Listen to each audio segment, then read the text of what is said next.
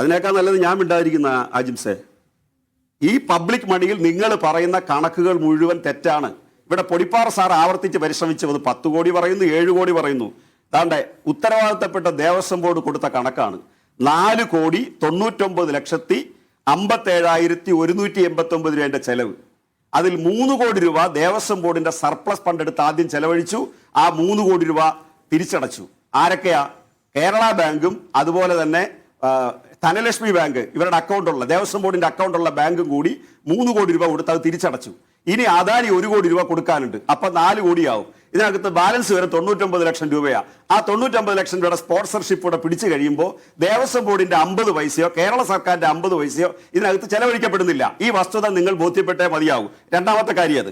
ഇനി മൂന്നാമത്തെ കാര്യം, ഇതിൽ പങ്കെടുത്തത് പൊടിപ്പാറ സാറിനെ പോലുള്ള സീനിയറായ ഒരു മാധ്യമ പ്രവർത്തകൻ പറയുക ചാനലുകാരുടെ ഫോട്ടോ കണ്ടെന്ന്. ഭക്ഷണം കഴിക്കാൻ പോയപ്പോൾ എടുത്ത ഫോട്ടോ. സാറേ 2 കാര്യമുണ്ട് അവിടെ. ഭക്ഷണം കഴിക്കാൻ പിരിഞ്ഞപ്പോൾ ഉള്ള ഫോട്ടോ ഉണ്ട്. അതുപോലെ ഇത് ഉദ്ഘാടന സെഷൻ കഴിഞ്ഞ് വിവിധ ഗ്രൂപ്പ് ഡിസ്കഷൻ നടന്നേ.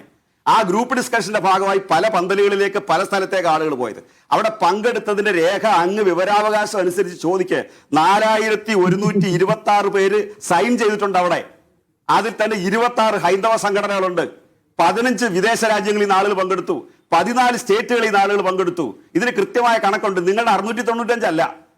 ഇതാണ് അവിടെ പങ്കെടുത്തതിന്റെ എണ്ണം. ഇനി അടുത്തത്, അവിടെ ഭക്തരുടെ പണം കൊണ്ട് പാടില്ല എന്ന് ഹൈക്കോടതി പറഞ്ഞു. 1 പൈസ പോലും ഭക്തരുടെ പണം എടുത്തിട്ടില്ല എന്നുള്ളത് യാഥാർത്ഥ്യബോധത്തോട് നമ്മൾ കാണണം.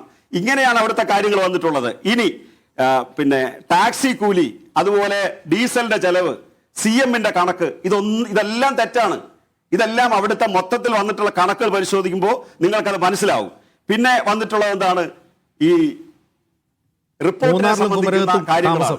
അത് 17-ാം തീയതി ബഹുമാന്യ ഹൈക്കോടതി ഇങ്ങനെ മൂന്നാറിലെയും കുമരകത്തും അവിടെയും താമസം ഉൾപ്പെടെ ഉള്ളത് വിദേശ രാജ്യങ്ങളിൽ നിന്ന് വന്ന VIP-ക്ക് ഉൾപ്പെടെ പത്തനംതിട്ടയിലോ നമ്മൾ ഈ പറയുന്ന നിലയ്ക്കലോ പമ്പയിലോ താമസിക്കാനുള്ള സൗകര്യമില്ലെന്ന് നല്ലതുപോലെ അറിയുന്ന ആളാണല്ലോ അജിത്ത്.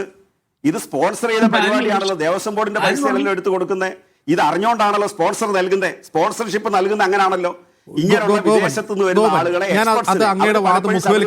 സമ്മതിക്കാം. എന്റെ ഒരൊറ്റ ചോദ്യം, അവിടെ പങ്കെടുത്ത, അതായത് സ്റ്റേറ്റ് പ്രോട്ടോകോൾ ഓഫീസറുടെ പേരിൽ ബില്ല് തയ്യാറാക്കാൻ മാത്രം, അതിൽ സർക്കാരിന് ഒരു ഇടപാടും ഇല്ല എന്ന് പറഞ്ഞ കാര്യമാണ്. സ്റ്റേറ്റ് പ്രോട്ടോകോൾ ഓഫീസറുടെ പേരിലാണ് ബില്ല്. അങ്ങനെ സ്റ്റേറ്റ് പ്രോട്ടോകോൾ ഓഫീസർ സ്വീകരിക്കാൻ മാത്രം പ്രധാനപ്പെട്ട ഏത് VVIP ആണ് അയ്യപ്പ സംഗമത്തിൽ പങ്കെടുത്തത്? അജിംസെ, അവിടെ പങ്കെടുക്കുന്നത് ദേവസ്വം ബോർഡിന്റെ 75ാമത് വാർഷികത്തിന്റെ ഭാഗമായിട്ടാണ് അത് സംഘടിപ്പിക്കുന്നതെങ്കിലും ശബരിമലയുടെ ഉത്തരവാദിത്വം, ശബരിമലയുടെ ആ പ്രോഗ്രാമിൽ പങ്കെടുക്കുന്നത് കേരളത്തിന്റെ മുഖ്യമന്ത്രിയാണ് ഒന്നാമത്. രണ്ടാമത് അതുപോലുള്ള IAS ഓഫീസേഴ്സാണ് പങ്കെടുക്കുന്നത്. മന്ത്രിമാരവിടെ പങ്കെടുക്കുന്നുണ്ട്.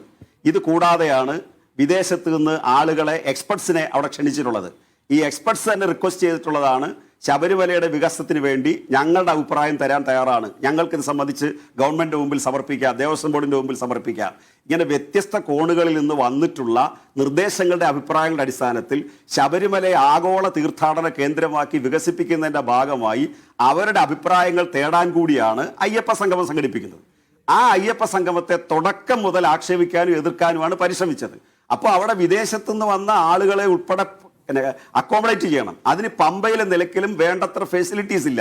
അപ്പോൾ കുമരകത്തോ മൂന്നാറിലോ അങ്ങനെയൊക്കെ കൂടി വരുന്ന ആളുകളാണ് അവരെ നമുക്ക് ആ രൂപത്തിൽ പരിഗണിക്കേണ്ടി വരും.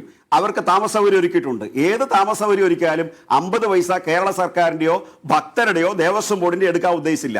ഉദ്ദേശിച്ചത് ഇവരെ അക്കൗണ്ട് ചെയ്യുന്ന, ഇവരുടെ അക്കൗണ്ടുള്ള ധനലക്ഷ്മി ബാങ്കിന്റെ സ്പോൺസർഷിപ്പ്, അവർക്ക് CSR ഫണ്ട് കൊടുക്കാം.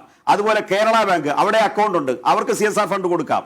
ഇനി അദാനിയാണ് ഇത്തരം കാര്യങ്ങൾക്ക് പണം തരാമെന്ന് അദ്ദേഹത്തിന്റെ സ്ഥാപനം പറഞ്ഞിട്ടുണ്ട്. ബാലൻസ് വരുന്ന 1 കോടി രൂപയേ ഉള്ളൂ സാർ. ആ 1 കോടി രൂപയുടെ കുറവ് അതിനകത്തുള്ള അത് സ്പോൺസർഷിപ്പ് കണ്ടെത്തി 17-ാം തീയതി ഇവരുടെ ദേവസ്വം ബോർഡ് യോഗം ചേർന്ന് ഊരാളുങ്കൽ ലേബർ കോൺട്രാക്ട് സൊസൈറ്റി മറ്റ് അസോസിയേറ്റ്സ് ആയിട്ടുള്ള പ്രവർത്തിച്ച ഈ സ്പോൺസർഷിപ്പ് നൽകിയിട്ടുള്ളതും അതുപോലെ പ്രവൃത്തി ഏറ്റെടുത്തിട്ടുള്ള ഇവന്റ് മാനേജ്മെന്റിന്റെ ബില്ല് കറക്റ്റ് ചെയ്തിട്ട് അവർ ബഹുമാന്യ ഹൈക്കോടതിക്ക് മുമ്പിൽ കൊടുക്കുന്നതോടുകൂടി ചീട്ടുകൊട്ടാരം പോലെ ഈ ആക്ഷേപം തകർന്നു വീഴും.